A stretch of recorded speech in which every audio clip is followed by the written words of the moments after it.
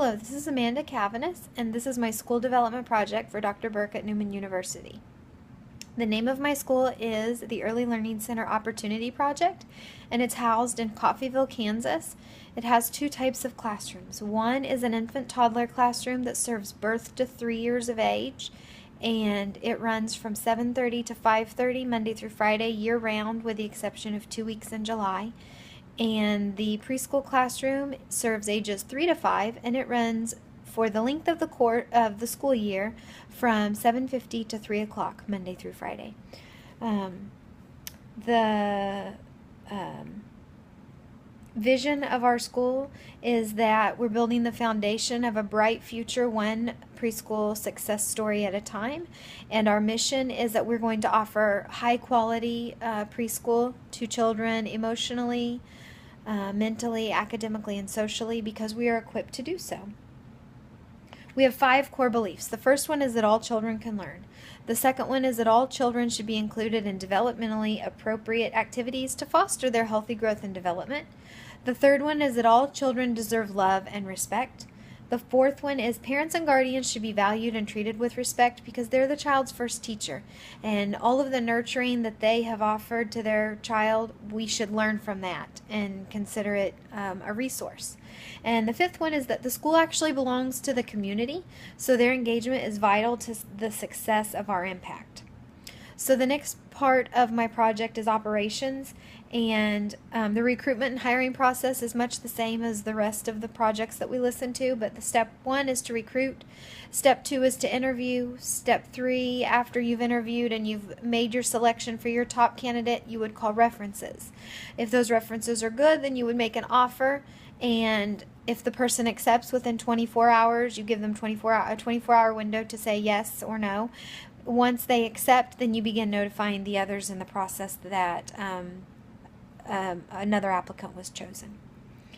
Our mentor and instructional coach offers on-the-job training to all new teachers or all teachers who are new to the district. So new teachers would actually have a mentor that has been considered highly qualified in that area for at least 3 years, and then this partnership between the mentor and the new teacher will be a 2-year process, and this offers the teacher support in all of those everyday activities and things that are part of the school's culture that you may not just know walking into it, so that's their job. The coach offers on-the-job training because the new people will not receive the same level of training as the veterans who have been there, who started the process.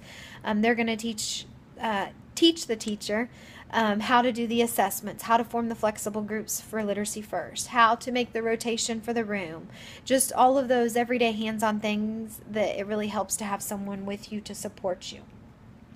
Evaluations are similar to what some of my peers said in their presentation. However, the one difference is our classified staff will receive 2 evaluations per year. This is an opportunity for growth. If they have their first evaluation and they're marked down in some areas, it doesn't mean they lose their job. They're put on an improvement plan, and they have until their next evaluation to make improvements, and they have specific feedback so they know what they need to do. Certified staff, they're actually on a cycle, and their evaluation goes through my learning plan. The administrator will be notified of who needs an evaluation 1 or 2 times that year.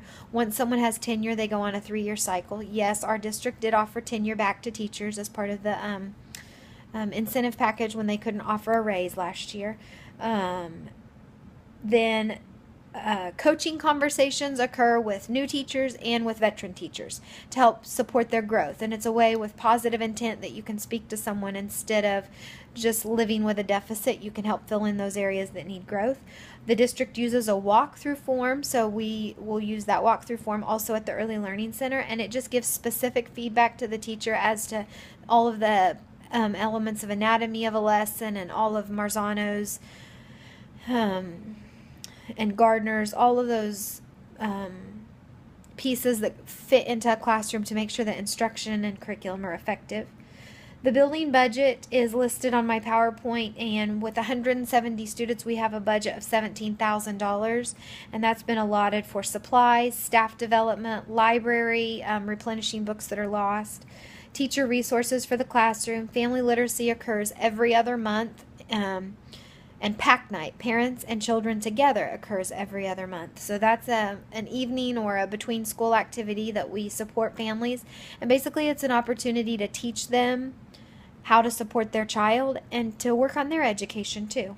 Our family service workers work together with our parents to set goals and to help them achieve their dreams. Instead of just serving the child, we serve the whole family. There's also money for community connections, trying to we have a lot of community partners, which I'll talk about in a little bit, but the community connection money is a way to connect and let them know how much we appreciate them. So it might be hosting a CNN meeting, which is Coffeyville News and Networking. Every week we could host that and offer breakfast, a light breakfast to the people who participate. Postage money, bilingual funding. Our population is quickly growing with Hispanic and Latino students, so we want to serve them according to all the guidelines that are necessary and because it's best practice. Copies, printing. We also have an allotment for art, projects that the teachers can do in the class so children can express themselves, science, health supplies, which leads to a total budget of $17,000. Our safety and crisis plan focuses greatly on prevention. Whenever you can prevent a crisis from happening, it's better overall for everybody. But in the event that one does occur, you need to be prepared. We use social stories, and I have an example on my PowerPoint if you would like to look at it for a fire drill. We also have one for a lockdown drill and a tornado drill. The building is constantly on lockdown. That's to ensure safety for our students and our staff. We do have camera surveillance and radio communication at all times. Each teacher has a radio. There are evacuation plans posted in each classroom and each room, essentially, so that whoever is there would be able to look quickly and know where they're supposed to go. We practice fire drills monthly, tornado drills as required by law, and lockdown drills once a quarter, so 4 times a year. And then, like I said, the social story is there to support that, because you don't want to just surprise preschoolers with a fire drill. You want to teach them what it's going to sound like, what they're going to do, so that they don't panic and begin crying and become upset. They are supported. So I mentioned community partners. We have a lot of partnerships. The Early Learning Center, our foundation, is 4 main partnerships: USD 445 School District, CCAP Head Start, Tri-County Special Education Co-op, and 4-County Mental Health. And those 4 partners are included in this project, and they bring a lot to the table, and we value their partnership. Other local partners would be the Community Healthcare Clinic of Southeast Kansas. They actually have a clinic set up in the school. The Kansas Children's Cabinet funds it largely. The Coffeyville Fire Department volunteers. They also bring the fire truck out during Fire Prevention Week and dress up in their uniform so our children are not afraid of firefighters, because let's be honest, when they're dressed up with their air pack, it's kind of scary sounding and looking if you're not expecting it. And in the event of a fire, children are afraid. So this partnership helps support the relationship between firefighters and families, so that if there is ever a family that has a fire, the children are not afraid of the firefighters. The Coffeyville Police Department, the Chamber of Commerce, with the CNN meetings every week to get your news out there. They post it on the in the newspaper. They speak on the radio, and then it sends out an email to over 700 partners. Community State Bank donates so many resources to us for our family nights and our pack nights. And then our daycare facilities in the community, I'll talk about that in a little bit with the technology, but we provide them with iPads every year so that they can support the children who don't have the opportunity to come for preschool. They can receive the same services at daycare. Our parent and family engagement is huge. Like I mentioned earlier, we have literacy nights, pack night, and then a site council that meets 6 times a year that includes parents, community members, school board members, teachers, and staff. It is an expectation at the Early Learning Center, and we tell our families when they enroll that we will expect them to volunteer, and we will expect them to help out and spend time supporting their child at home with the activities that we send. And it's not just to get something from them, it's to build that relationship and to have that connection. The SIT process is rather amazing at the Early Learning Center, and the process is a general education function, but it's to support and progress monitor students to see if they're making adequate progress in achievement behavior and their social emotional development. And the teacher has to fill out the application for the SIT process. The child gets on the calendar. We bring the team to the table, sort of a round table meeting where everybody puts in what they know, what they've seen, what they've observed, and then we discuss interventions. The teacher maybe says, I've already tried that, or when I did try it, it didn't work, or when I did try it, it did work, and now I'm not so worried. So it's basically a collaborative effort, and we track our notes electronically so that those can travel up to kindergarten with this child so that the kindergarten teachers know what interventions have been put in place. IDEA and 504 is basically the same as the rest of the participants said in their presentation.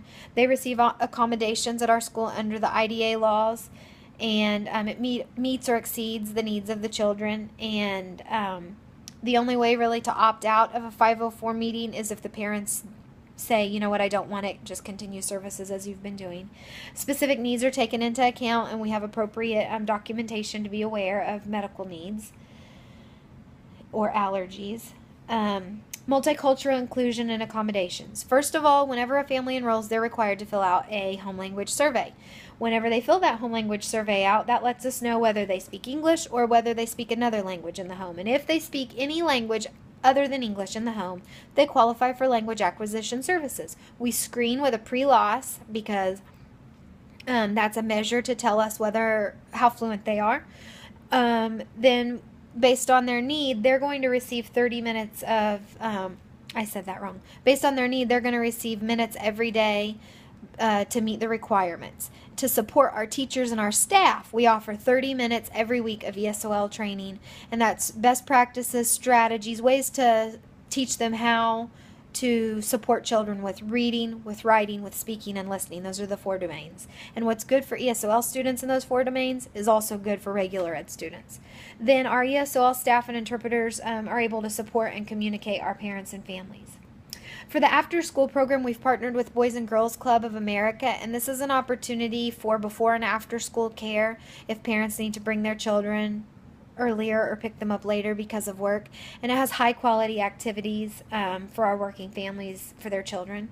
Curriculum and culture. The curriculum's been developed in-house by our district with subject area committees. At the ELC, we use creative curriculum, early steps to success. We use the Literacy First process, which offers a print-rich environment. And Literacy First has overflowed to other subject areas so that we're just doing what's best. Positive school climate. Well, the bottom line is we treat our children as if they were our own, and we model this respect to students and families. Every person that's in our center is to be treated with respect, and every person who's in the center is to treat other people with respect, and that is modeled from the bottom up, from the top down. Our positive behavior support is our behavior model, or classroom management, so to speak. We have 5 main rules: walking feet, soft touches, kind words, inside voices, and taking turns. We have sign language, and our teachers are also able to say those in Spanish for our ESOL students. Timeout is not best practice, and it's not going to be something you see if you visit the Early Learning Center. We're not here to take a child out of an activity. We're here to teach a child how to work through their emotions, and we're creating thinkers. Technology is wonderful. We have iPads in every classroom. Those are set up by the district office. They have apps that are developmentally appropriate. Those are checked out to teachers every year, and then they're checked back in to be maintained and updated. Same thing goes for our iPads that are in our daycare facilities in the community. Training and support is also available to our staff. And last but not least, our health rating for Montgomery County, because of the clinic partnership in our school system, has raised. We have a healthier community and a healthier county because of the services we've been able to offer. So I hope you've enjoyed my presentation, and if you have any questions, feel free to ask. Thank you very much. Bye-bye.